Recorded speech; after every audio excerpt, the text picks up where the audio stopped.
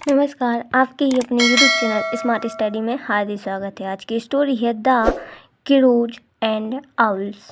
मतलब क्रो मतलब कौवा, एंड मतलब और, आउल्स मतलब उल्लू। तो देखते हैं इस कहानी में कौवा और उल्लू के साथ क्या होता है। तो चलिए शुरू करते हैं। अगर आप इस चैनल पर नए हो तो चैनल को सब्सक्राइब एंड वीडियो को लाइक ज़रूर से कर देना। तो चलिए स्टार्ट करते हैं इस कहानी को। The birds in the forest gathered to elect a new leader।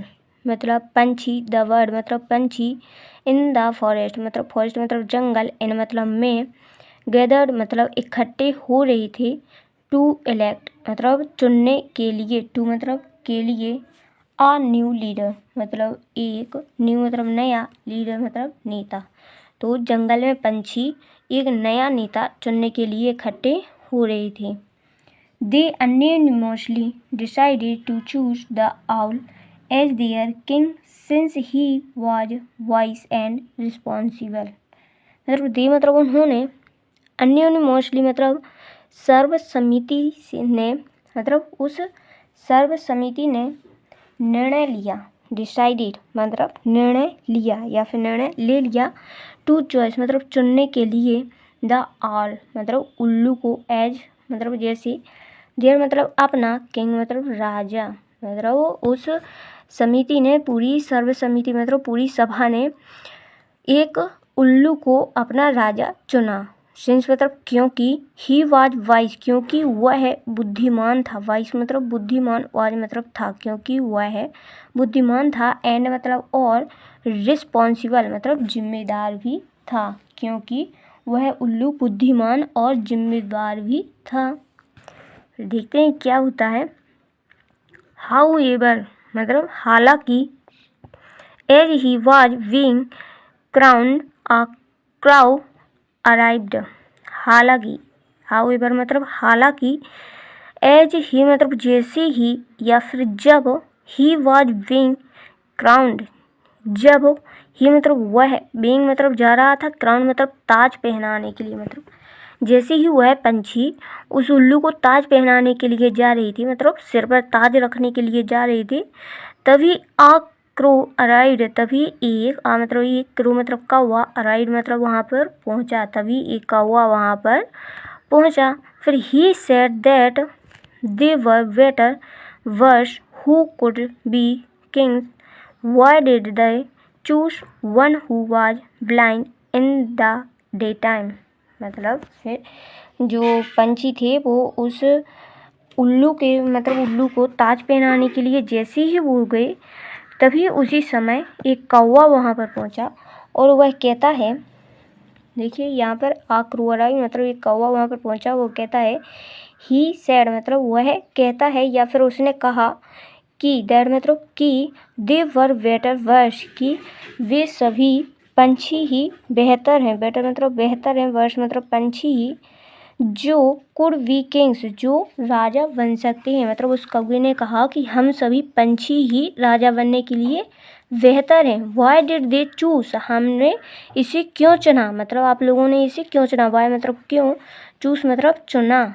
One who was blind, one मतलब एक, हु मतलब जो, ब्लाइंड मतलब अंधा रहता है, डे टाइम मतलब दिन के समय। मतलब उस कौवे ने कहा कि इससे अच्छा तो हम ही बेहतर हैं राजा बनने के लिए, आप लोगों ने इस उल्लू का ही चुनाव क्यों किया। और मतलब उसे चुना तो मतलब ये उसको चुना जो दिन के समय ही देख नहीं पाता, मतलब डे टाइम मतलब दिन के समय, ब्लाइंड मतलब अंधा रहता है, तो आप लोगों ने उसका चुनाव क्यों किया।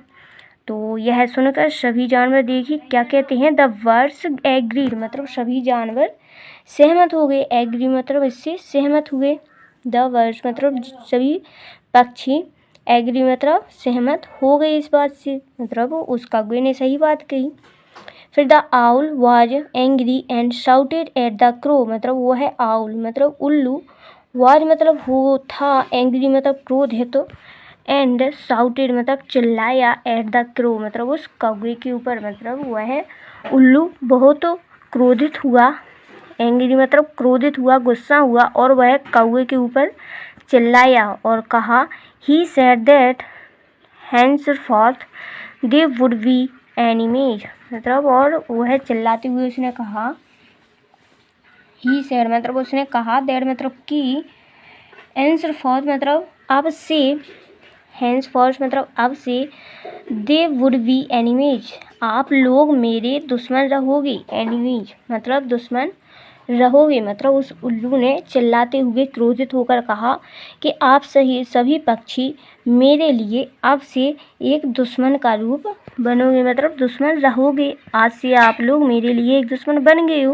क्योंकि मुझे पहले राजा बना दिया और उस राजा के पद से फिर बाद में इस कौवे की वजह से मैं हट गया। तो वह उल्लू उस कौवे पर भी क्रोधित हुआ और उन पक्षियों पर भी क्रोधित हुआ और उसने कहा कि आज से आप सभी मेरे दुश्मन हो, एनिमी मतलब दुश्मन भी मतलब हो गए हो।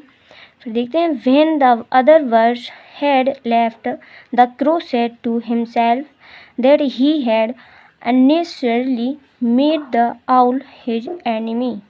बहन मतलब जब द अदर बर्ड्स मतलब अन्य, बर्ड्स मतलब पक्षी या फिर चिड़िया, अन्य पक्षी, हैड लेफ्ट मतलब वहाँ से चले गए, लेफ्ट मतलब वहाँ से चले गए, तब वह कौवा, क्रो मतलब कौवा, सेड मतलब कहने लगा, हिमसेल्फ मतलब स्वयं से, दैट मतलब कि, ही हैड अननेसेसरली मतलब वह व्यर्थ में ही, मतलब ही हैड मतलब वह व्यर्थ में ही बना दी, मतलब मैंने व्यर्थ में ही बना दी उस उल्लू से, मतलब आउल मतलब उल्लू से, हिज एनिमी मतलब अपनी दुश्मनी।